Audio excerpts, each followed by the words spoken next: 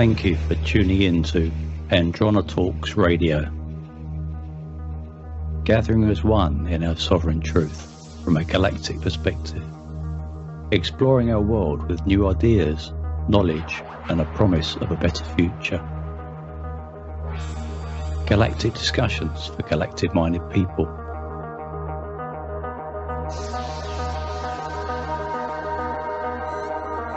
Andronetalks.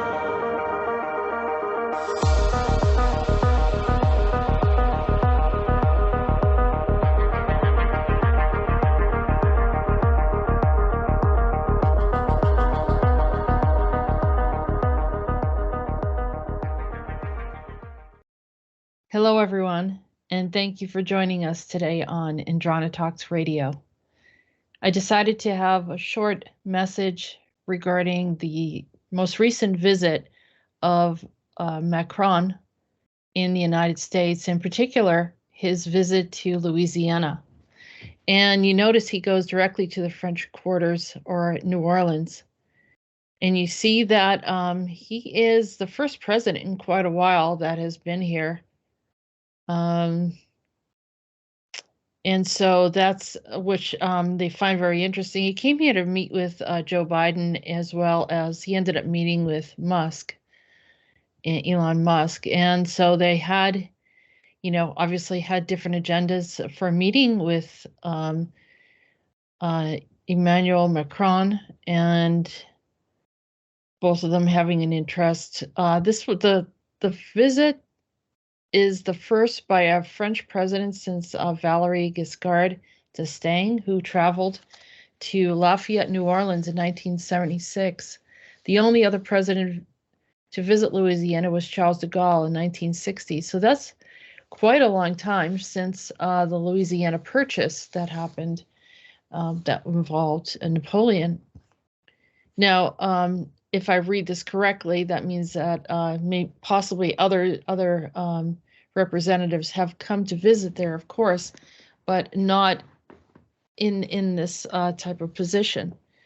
But why would I be bringing this up? I mean, I guess this is current events, and people are looking around and saying, well, this doesn't seem like to have any type of importance. But there was a few reasons that really stood out to me, and I thought you might be interested. One in particular is that there is this speech,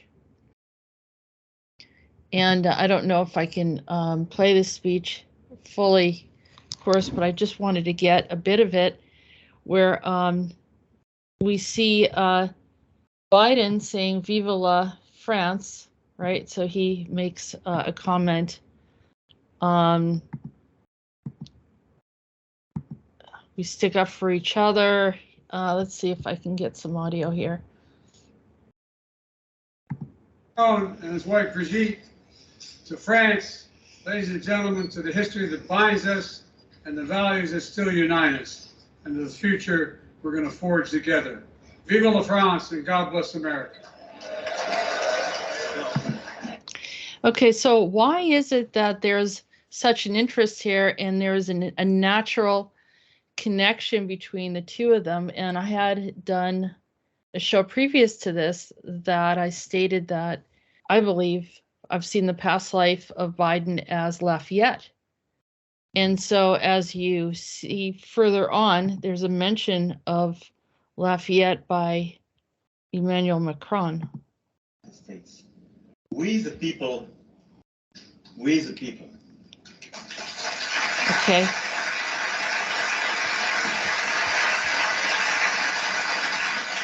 And when Lafayette came here indeed to fight, he fought for these principles, and to have people here living in democracy and freedom.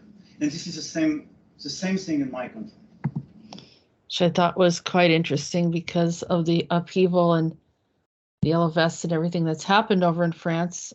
He obviously had a better welcome over here in the United States than he has at home. But that's not the topic that I wanted to get into here. The topic that I want to get into here is the synergy between him and Biden, and recognizing that there's a familiarity and a connection to France, an automatic connection to France. So we see that there is this dinner that they have, attempts to restore America's global standing with the state dinner pageantry. And then I started to scroll down, and of course, you know, they cater to their guests. So it looks like they have like this French menu, and, you know, pointing out all the little events and celebrations that took place there. Until I got to this picture right here. And then I looked over and it says Joe Biden and Emmanuel Macron look on as service members in 18th century Revolutionary War uniforms parade in front of the White House. Revolutionary War uniforms. Okay. Now, I'm from New England. I'm from Boston. I know what a patriot looks like. And this was not a patriot uniform. So just to refresh everyone's memory, many people are from overseas. They're not familiar with this. And also I'm disappointed in the educational system because I haven't seen too many people really acknowledging or noticing little things that are obvious from history if you recognize history, and those that are not looking at history, that you see the Patriots wore navy. The redcoats were red. This is a patriot.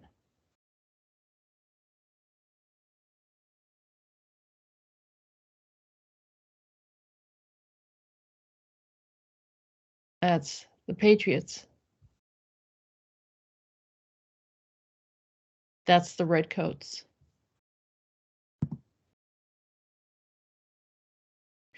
For me, rather than, you know, saying, oh, this is symbolic or this, it's making a statement. You know how people look at the flags and they say, well, we're in martial law or we're in a certain situation. Well, right here, if they're acknowledging the redcoats, then that also brings up another event that happened. So in Boston, where a lot of this occurred,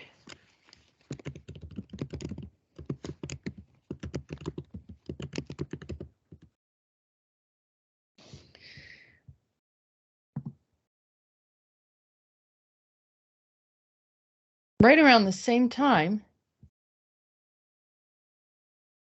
we have William and Kate make a royal visit to Boston. I happened to actually be in the city that day when they showed up, and they went to a Celtics game.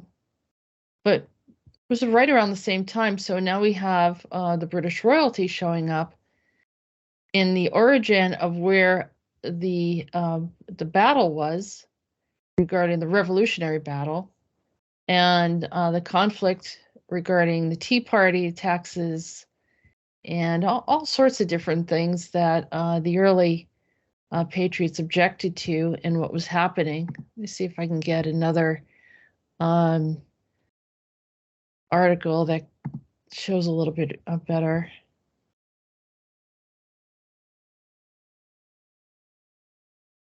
So they traveled to Boston on Wednesday, and for 3 days, public engagements. They met up at the birthplace of JFK, which is down the Cape. And then they would have, which has a lot of activity there, by the way. And talking about the moon visit, receiving a royal welcome. I mean, we also know that Harry and Meghan are around as well, but this was, I felt like this was something else, a statement of some sort. Even though that all of our European and the US and many other nations are struggling right now. A lot of the people in the Commonwealth are struggling right now. And yet there seems to be something else going on. So what do the royals have planned while in Boston? I'm sure there was a lot of things that happened. One of them was to a place in Somerville, which was really close to my home. And they went to an incubator hub, which I was actually talking about an incubator facility with One of my friends, right before this happened, when they came out there, I grew up near Harvard. And so I'm looking at all of this and saying, this is quite interesting. And of course, they were escorted by JFK's daughter, Carolyn Kennedy, and her children were there. I saw some pictures like that. Some people could say, well, you know, the royal family in the UK have always owned the United States. Maybe some people would say, well, France has always owned Louisiana and some of the French-speaking areas of whether it's in the US or even in Canada. We have Montreal, Quebec. So there's definitely an influence, and we know the United States could have been French. It's French-speaking. They could have been dominated in that way, and instead we were dominated by English-speaking, and so in the British families and so forth had declared dominance over the nation. And so we're looking at some certain things in history that have taken place. So I suppose people are wondering, well, why don't you just speak it out and say what's on your mind? And so I am questioning, you know, what is actually happening. We're seeing a transfer of power. We're seeing some interesting activity. Everything's set in this time in the end of November, early December.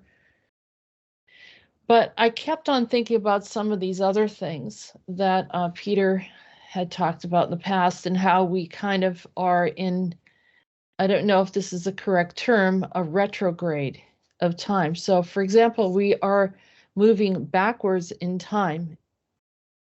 We're in some kind of odd time anomaly. So we are re-experiencing incidences like the Cold War. And of course, now civil unrests like the Civil War, and which we experienced, I believe, just recently with some of the protests that we had. And then we're also looking at now the Revolutionary War. And so prior to the Revolutionary War, the Redcoats prevailed. They were the strength, they were the power in North America. So if I open up Cold War, yeah, I think I have Call of Duty, Cold War. And I've looked at this a few times with Peter. We have some recorded shows. And we talked about that we are re-experiencing some of these things, which creates this phenomenon that's happening in our world today. I believe there is a trailer in particular that is an individual that talks about the Cold War. And in that video, they talk about, you know, they talk about the agendas and what they're planning on doing to the United States in order to disarm the United States and some of the processes that they would go through. And they warn the United States, although most people are not listening, and it still happens because they put everyone back to sleep and nobody realizes what's going on. And presently we are in a situation where we're dealing with the Ukraine and Russia being in conflict. Russia's war in Ukraine, identity, history, and conflict. Russia's invasion of Ukraine constitutes the biggest threat to peace and security in Europe since the end of the Cold War. So are we stepping back in time and revisiting and re-experiencing some of the things that we've already gone through until it keeps going further and further back? Or is there going to be a reset or a shift at some point? And that is the question that I'm going to leave everyone with. But to keep your eyes open and observing these things, kind of like a Mandela effect, are we re-experiencing some of our past history as if someone is just pulling us back in time and having the same events come up, but with a different type of stroke or experience or another spin to it? So with that, I'm just going to leave everyone to think about it, and we're going to follow up more on these ideas. And how far back this is going to go, nobody knows at this time. But still holding on to the highest intention for humanity. Maybe that retrograde will reset and bring us back into our correct timeline.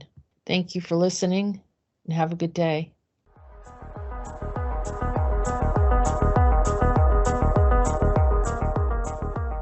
You have been listening to Andronetalks Radio.